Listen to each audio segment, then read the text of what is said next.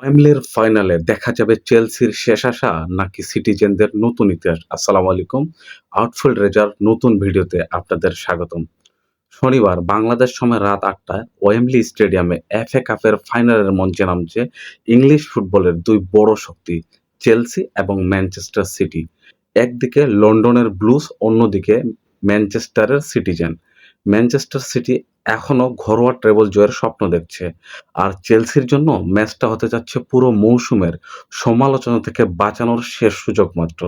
কারণ এই মৌসুমে কোচ পরিবর্তন আর বাজে পারফরম্যান্সে বারবার কটাক্ষের সমালোচনা ঝড় বইছে স্ট্রমফোর্ড ব্রিজে। কোচ লিয়াম রোজানিওকে বরখাস্ত করার পর ইউথ টিম থেকে মূল দলের অন্তর্বর্তীকালের দায়িত্ব পেয়েছেন ম্যাকফারলান। তিনি যদিও দলকে এফএ কাপের ফাইনালে তুলেছেন, কিন্তু লিগে চেলসির অবস্থা এখনও হতাশাজনক। গত ৩ মাসে ব্লুজদের জয় এসেছে মাত্র কয়েকটি ম্যাচে, তার মধ্যে বেশিরভাগ বড় ম্যাচেই তারা হেরেছে, বড় ব্যবধানে। অন্যদিকে পেপ গার্ডিওলার ম্যানচেস্টার সিটি যেন এখনও ইংলিশ ফুটবলের সবচেয়ে ভয়ঙ্কর মেশিন।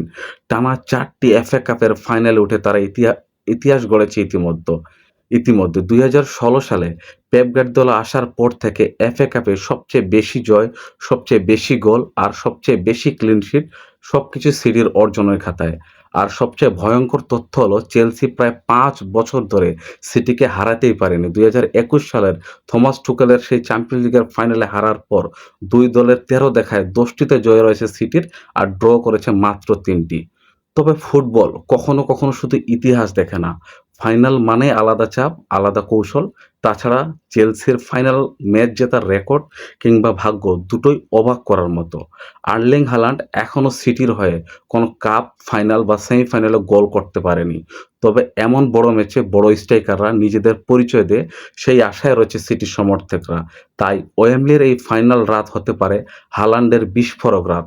অন্যদিকে চেলসির শিবিরে ইনজুরি কাটিয়ে ফিরেছেন রিস জেমস, তাকে অবশ্য জেরমি ডোকুর মতো ভয়ঙ্কর গতির এই লেফট উইঙ্গারকে থামাতে হবে। ফাইনালের বড় মঞ্চে সাবেক সিটি তারকা কোলে পালমার এবার নিজের পুরনো ক্লাবের বিপক্ষে নামবে। চেলসির সমর্থকরা আশা করবে তার বাঁ পায়ের জাদুতে বদলে যাবে পুরো ফাইনালের গল্প। সঙ্গে আছে অ্যানজো ফার্নান্দেজ, বড় ম্যাচে নিজেকে প্রমাণ করার ক্ষমতা তিনি আগেও দেখিয়েছেন। এফএ কাপে রয়েছে গুরুত্বপূর্ণ গোল, অ্যাসিস্ট। মাঝমাঠে তার নিয়ন্ত্রণ হতে পারে চেলসির সবচেয়ে বড় অস্ত্র। তবে বাস্তবতা হচ্ছে এই মৌসুমে ম্যানচেস্টার সিটি বেশি শক্তি, ফর্ম এবং পরিণত, বেশি সুসংগঠিত। তাই ভয়ঙ্কর দলকে সামলাতে পারবে কি চেলসি?